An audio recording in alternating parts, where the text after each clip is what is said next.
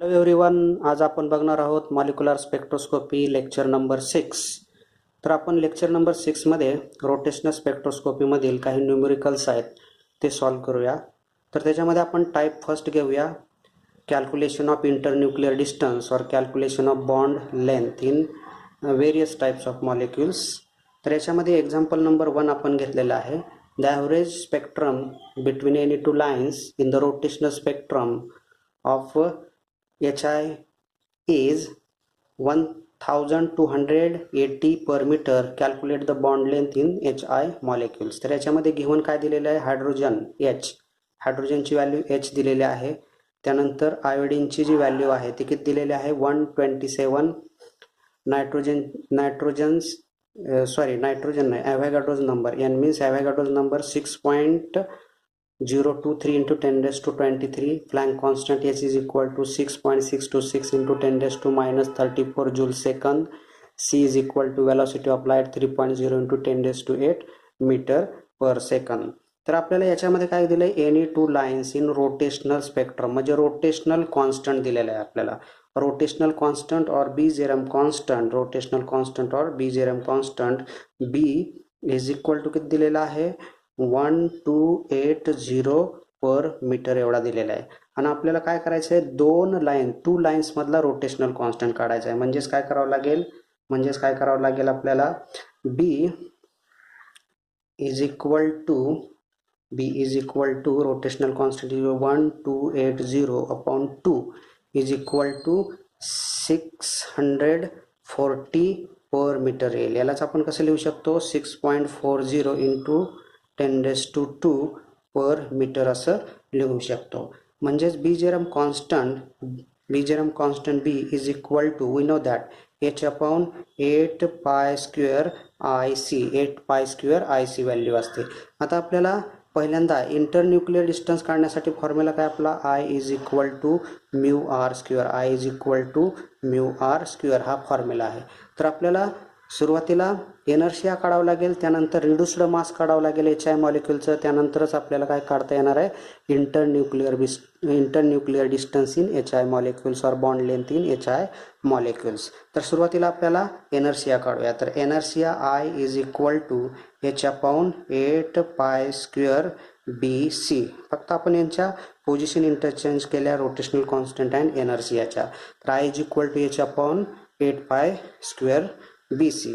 तर आपण याच्यामध्ये त्या व्हॅल्यूज आपण ठेवूया.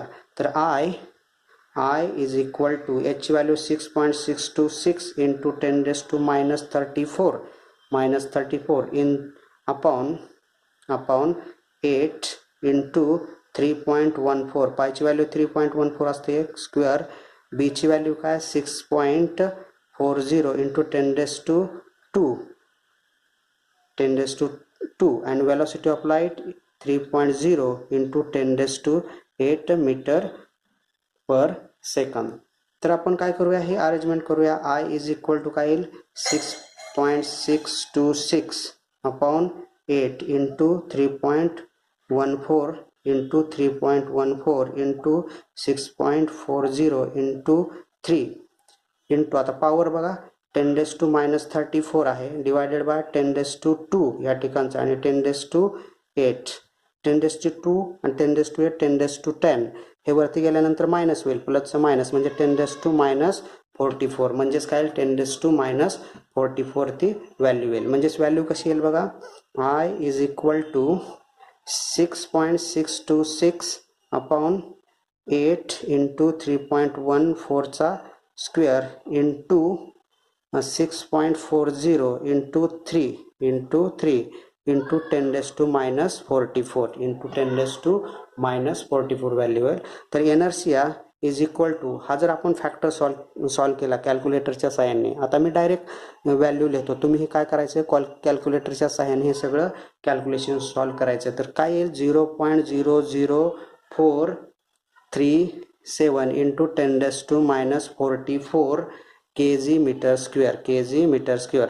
याला जर आपण सिम्प्लिफाय केलं, 1 2 3 डेसिमल या ठिकाणी गेलं तर काय? 4.37 into 10 raise to minus 47 kg metre square. हा काय आला आपला? Moment of inertia -47 -47 kg/m². तर हा काय आला आपला मोमेंट ऑफ इनर्शिया. हा काय आला मोमेंट ऑफ इनर्शिया, याच्यातला एक मोमेंट ऑफ इनर्शिया निघालेला आहे. तर आपल्याला सेकंड काय काढायचं याच्यामधलं reduced mass. Reduced mass of HI molecule is equal to mass of hydrogen into mass of iodine upon mass of hydrogen plus mass of iodine into 1 upon Avogadro's number. या पद्धतीने आपण रिड्युस्ड मास ऑफ HI काढू शकतो. तर मास of hydrogen किती आहे 1 into mass of iodine किती आहे 127 divided by 1 plus 127 into 1 upon 6.023 into 10⁻23 तर हे जर आपण सॉल्व केलं तर हे किती येणार आहे. हे जर आपण सॉल्व केलं तर हा जर पूर्ण फॅक्टर जर आपण सॉल्व केला तर याची व्हॅल्यू किती येणार आहे 1.647 इंटू 10⁻27 kg 10⁻27 kg हा reduced mass of HI molecules. हे तुम्ही कॅल्क्युलेटरच्या सहाय्याने सॉल्व करून बघायचं. हे तुम्ही काय करायचं आहे कॅल्क्युलेटरच्या सहाय्याने सॉल्व करून बघायचं आहे. कारण मी ही व्हॅल्यू डायरेक्ट लिहितोय. ही व्हॅल्यू मी काय करतोय डायरेक्ट लिहितोय आणि ही तुम्हाला फक्त काय करतोय मी समजावून सांगत आहे. तर या ठिकाणी आपल्याला इनर्शिया माहीत झाला, त्यानंतर reduced mass of HI molecule माहीत झालं. तर आपण आता या ठिकाणी इंटरन्यूक्लिअर डिस्टन्स काढू शकतो. समजा moment of inertia I is equal to equation काय आपलं μr² हे इक्वेशन आहे. तर r² इज इक्वल टू काय येईल I अपॉन म्यू येईल. I अपॉन काय येईल म्यू येईल आणि r इज इक्वल टू काय येईल square root I upon mu येईल. r is equal to square root I upon mu येईल. तर r is equal to square root I ची व्हॅल्यू काय आलेली आहे आपली इनर्शियाची व्हॅल्यू या ठिकाणी आहे किती आहे 4.37 इंटू 10⁻47 अपॉन रिड्युस्ड मासची व्हॅल्यू काय आलेली आहे 1.647 इंटू 10⁻27 एवढी व्हॅल्यू आलेली आहे. तर r इज इक्वल टू काय येईल r इज इक्वल टू हे 4.37 अपॉन 1.647 इंटू 10⁻27 वरती गेल्यानंतर +27 होईल. +27 झाल्यानंतर काय होणार -47 मधनं मायनस झाल्यानंतर 10⁻20 येईल. बरोबर. म्हणजेच r is equal to square root 4.37 upon 1.647 into आता हे स्क्वेअर रूटच्या बाहेर निघाल्यानंतर 10⁻10 येईल. 10 काय होईल -10 येईल. आणि याचा जर आपण r इज इक्वल टू याचा जर आपण स्क्वेअर रूट आणि हे सॉल्व केलं तर याची व्हॅल्यू किती येईल 1.629 इंटू 10⁻10 मीटर एवढी येईल. 10⁻10 मीटर एवढी व्हॅल्यू येईल. आणि हे जर आपण पिकोमीटरमध्ये जर लिहिलं r is equal to 162.9 picometre 162.9 picometre ही त्याची व्हॅल्यू येईल. ही त्याची काय येईल व्हॅल्यू येईल. The internuclear distance between HI molecule or bond length in HI molecule is r is equal to 162.9 picometre. अशा पद्धतीने आपल्याला पहिल्यांदा काय कॅल्क्युलेट करायचं आहे रोटेशनल कॉन्स्टंटवरून इनर्शिया कॅल्क्युलेट करायचा, त्यानंतर रिड्युस्ड मास कॅल्क्युलेट करायचं. आणि हे दोन्ही जर व्हॅल्यू माहीत असतील तर आपल्याला त्याच्यातील बॉन्ड लेंथ HI मॉलिक्यूलमधली बॉन्ड लेंथ आपल्याला इझिली कॅल्क्युलेट करता येईल. हे झालं टाईप नंबर 1. त्यानंतर आपण बघूया type number 2 examples. Next example आहे the pure rotational spectrum of HCl has lines at 2.12 into 10⁻3 4.24 into 10⁻3 and 6.36 into 10⁻3. Calculate the equilibrium internuclear distance in HCl molecules. तर HCl molecules मधला आपल्याला इंटरन्यूक्लिअर डिस्टन्स कॅल्क्युलेट करायचा आहे. तर आपल्याला याच्यामध्ये गिव्हन दिलेलं आहे हायड्रोजनची व्हॅल्यू 1, क्लोरीनची 35.5, Planck constant 6.626 into 10⁻34 joule second, velocity of light 3.0 into 10⁸ metre per second, Avogadro's number 6.023 into 10⁻23 ह्या सगळ्या आपल्याला व्हॅल्यू या ठिकाणी दिलेल्या आहेत. तर आपण काय करूया, या आपल्याला काय दिलेल्या आहेत, ज्या काय स्पेक्ट्रम लाईन्स आहेत, ह्या स्पेक्ट्रम लाईन्स या ठिकाणी दिलेल्या आहेत. स्पेक्ट्रम लाईन्स म्हणजेच काय, हाय ही या दोन्हीमध्ये जर कन्सिडर केलं तर ही हायर असणार आहे आणि ही लोअर असणार आहे. ह्या दोन्हीमध्ये कन्सिडर केलं तर ही हायर एनर्जी लेवल असणार आणि ही लोअर एनर्जी लेवल असणार. म्हणजे change in spectrum line is equal to हे आपण हा एक कन्सिडर करूया आणि हा एक, म्हणजे हायर मायनस लोअर म्हणजेच 4.24 इंटू 10⁻³ मायनस 2.12 इंटू 10⁻³ म्हणजे हे सॉल्व केलं तर काय 4.24 minus 2.12 into 10⁻³ is equal to काय येणार आहे 2.12 इंटू 10⁻³ बरोबर. समजा आपण डेल्टा म्यू बार दुसरा जर कॅल्क्युलेट केला, डेल्टा म्यू बार समजा ही हायर एनर्जी लेवल कन्सिडर करूया आणि ही लोअर एनर्जी लेवल. तर हायर एनर्जी लेवल काय येणार 6.36 इंटू 10⁻³ मायनस 4.24 इंटू 10⁻³. तर याच्यामध्ये 6.36 मायनस 4.24 इंटू 10⁻³ ह्याच्यामधनं हे मायनस केल्यानंतर काय येणार 2.12 इंटू 10⁻³ ही त्याची काय आलेली आहे व्हॅल्यू आलेली आहे. म्हणजे delta mu bar is equal to काय असतं 2b असतं. We know that delta mu bar is equal to value काय असते 2b ही व्हॅल्यू असते. बट रोटेशनल कॉन्स्टंट और Bjerrum constant b is equal to h upon 8π² IC. तर याच्यामध्ये आपण हे इक्वेशन असेही लिहू शकतो. या ठिकाणी 8 आहे तर या ठिकाणी आपण ह्याला b is equal to h upon 2 into 4 असं लिहू शकतो, π² IC असे लिहू शकतो. मग हे 2 इकडे कॅन्सल, हे 2 इकडे ट्रान्सफर झालं तर काय येणार या ठिकाणी मल्टिप्लायर होईल. म्हणजेच काय येणार 2b is equal to h upon 4π² IC अशी व्हॅल्यू येईल बरोबर. आता मोमेंट ऑफ इनर्शिया जो आहे तो आपण या ठिकाणी पाठवूया आणि 2b या ठिकाणी पाठवूया. म्हणजे त्या मॉलिक्युल्समधला आपल्याला काय कॅल्क्युलेट करता येईल, त्या मॉलिक्युल्समधला आपल्याला इनर्शिया कॅल्क्युलेट करता येईल. तर इक्वेशन कसं येईल, हे moment of inertia I is equal to h upon 4π² 2b into c. फक्त काय आपण यांच्या पोझिशन इंटरचेंज केलेल्या आहेत. आता या ठिकाणी आपल्याला सगळ्या व्हॅल्यू माहीत आहेत, तर या फॉर्म्युलामध्ये आपण त्या व्हॅल्यू पुट करायच्या. I इज इक्वल टू याची व्हॅल्यू 6.626 इंटू 10⁻⁻34 जूल सेकंद ही याची व्हॅल्यू आहे, divided bye 4 into 3.14 square into 2b ची व्हॅल्यू किती आहे या ठिकाणी आहे 2b ची value 2.12 into 10⁻³ and into c ची व्हॅल्यू किती आहे, c ची व्हॅल्यू या ठिकाणी दिली आहे 3.0 into 10⁸ metre per second. Therefore moment of inertia यांच्या जे पॉवर्स आहेत ते पॉवर आपण काय करूया, पॉवर एका ठिकाणी काढून घेऊया.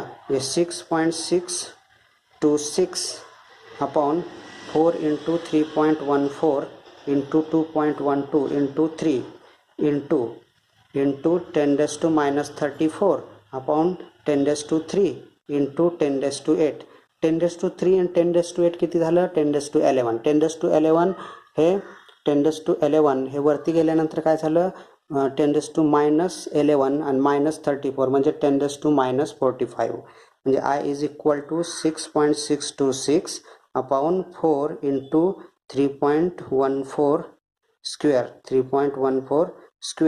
Into 2.12 into 3 into 10⁻45.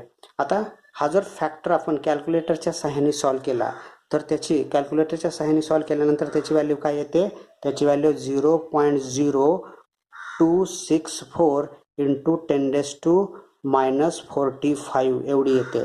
जर आपण 2 डेसिमल पुढे गेलो, 1 आणि 2 म्हणजे 2.64 इंटू 10⁻47 kg मीटर स्क्वेअर. या ठिकाणी आपल्याला ही जी व्हॅल्यू आलेली आहे ती व्हॅल्यू कशाची आलेली आहे? Moment of inertia.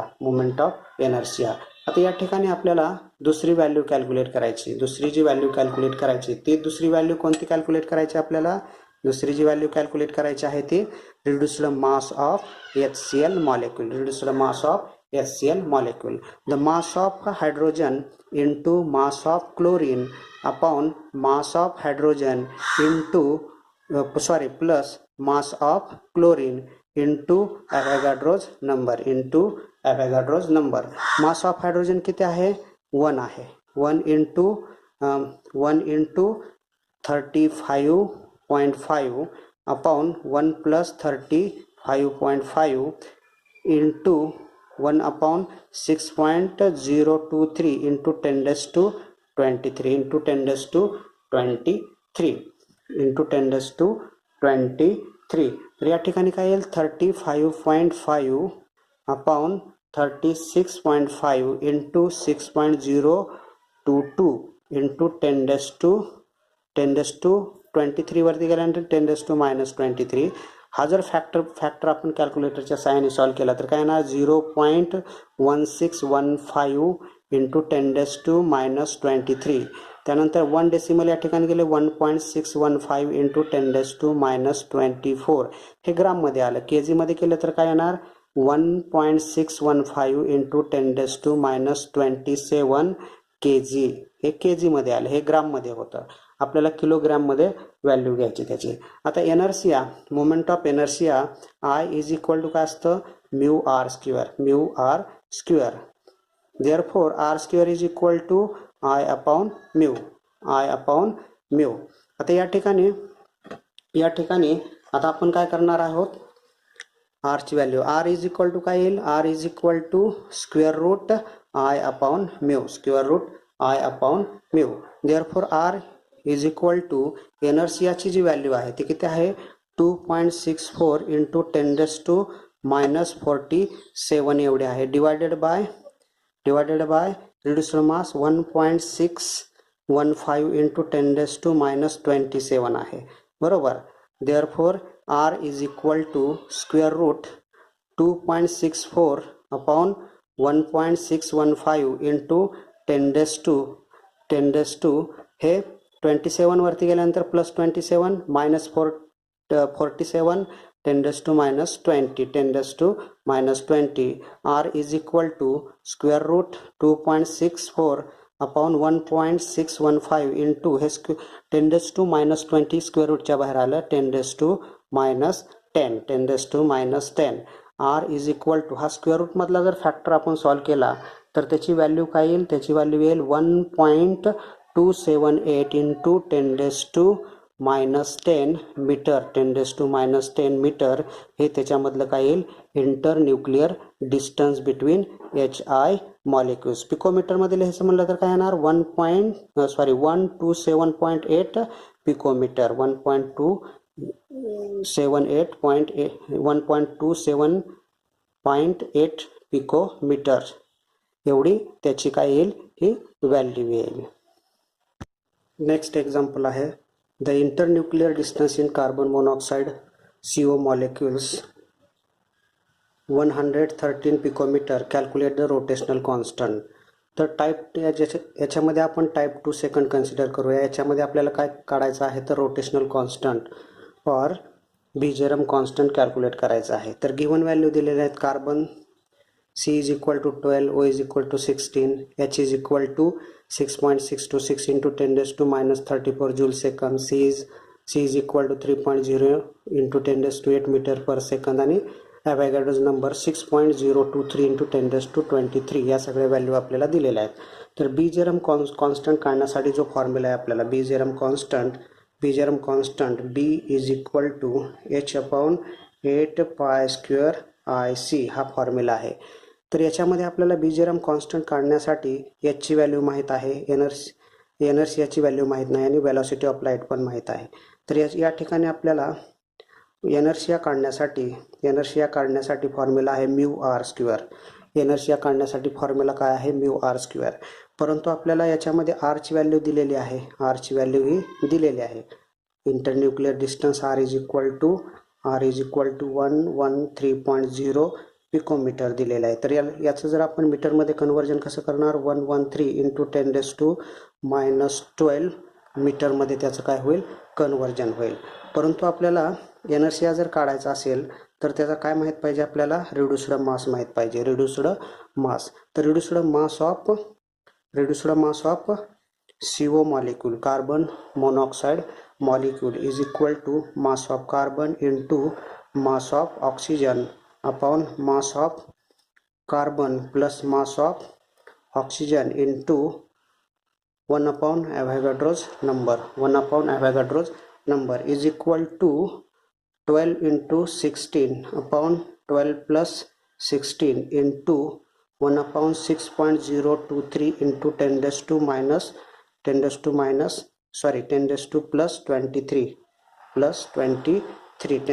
plus 23 is equal to यांचं मल्टिप्लिकेशन 192 upon 12 plus 16 into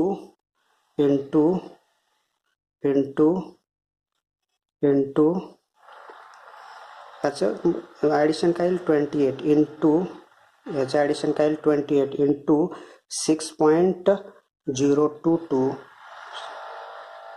10⁻⁻23. हे प्लस 23 वरती गेल्यानंतर काय होईल? 10⁻⁻23.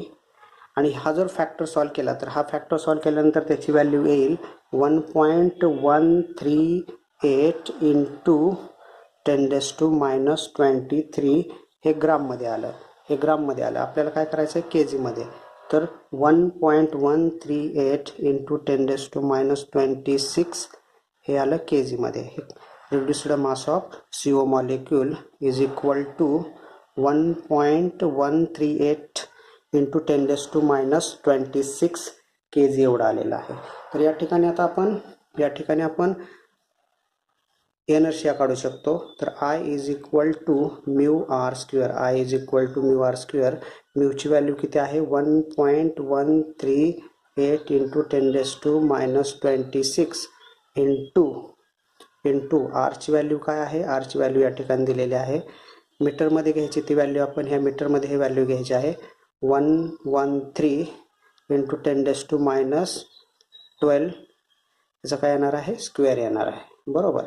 तर is equal to 1.13 into 1.138 into 113 into 113 into 10⁻⁻26 into 10⁻⁻24. हे 12 -12 plus -12 is equal to 1.138 into 113 into 113 into 10⁻50. हा जर फॅक्टर आपण सॉल्व केला तर काय येईल?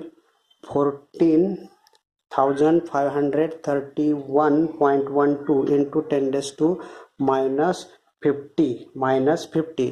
यालाच आपण हे 3 डेसिमल या ठिकाणी आलो तर 14.531 इंटू 10⁻47 kg मीटर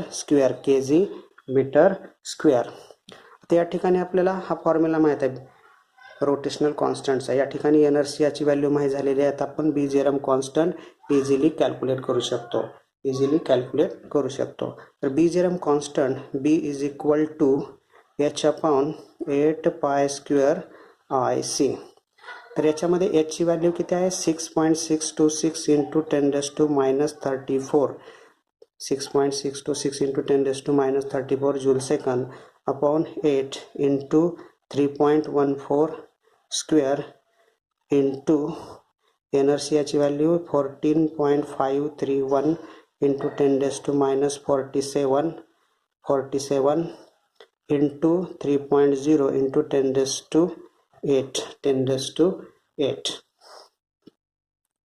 पॉवर आपण सेपरेट करून घेऊया. 6.626 upon 8 into 3.14 raise to 2 into 14.531 into 3.0 into या ठिकाणी -47 प्लस 18 -39 वरती गेल्यानंतर काय येणार 10 raise to plus 34 into 10 raise to plus 39 तर पॉवर काय येईल बघा is equal to Bjerrum constant is equal to 6.626 upon 8 into 3.14 raise to 2 into 14.531 into 3 into 10 raise to 5 -34 प्लस 39 10 raise to 5 therefore Bjerrum constant is equal to हा जो factor आपण कॅल्क्युलेटरच्या सहाय्याने solve केला तर त्याची व्हॅल्यू काय येईल 1.927 into 10 raise to -3 into 10 raise to 5 therefore Bjerrum constant P is equal to 1.927 into 10 raised to 2 10 raised to 2 10 raised to 2 per 10 raised to 2 per meter 10 raised to 2 per meter तर CO molecule मध्ये जर त्याचं internuclear distance R 113.0 picometre असेल तर त्याचा rotational constant बीजेरम constant हा किती असतो 1.927 into 10 raise to 2 per metre एवढी त्याची काय असते ही व्हॅल्यू असते. तर या ठिकाणी आपण लेक्चर नंबर 6 स्टॉप करूया. यामध्ये आपण दोन टाईपचे एक्झाम्पल्स बघितलेले आहेत. तर लेक्चर नंबर 7 मध्ये आपण आणखीन 2 टाईपचे न्यूमेरिकल सॉल्व करणार आहोत. तर त्यानंतर आपण लेक्चर नंबर 7 मध्ये ते नेक्स्ट टाईप 3 आणि टाईप 4 या टाईपचे एक्झाम्पल आपण बघणार आहोत. या ठिकाणी आपण लेक्चर नंबर 6 हे काय करत आहोत स्टॉप करत आहोत. थँक्यू.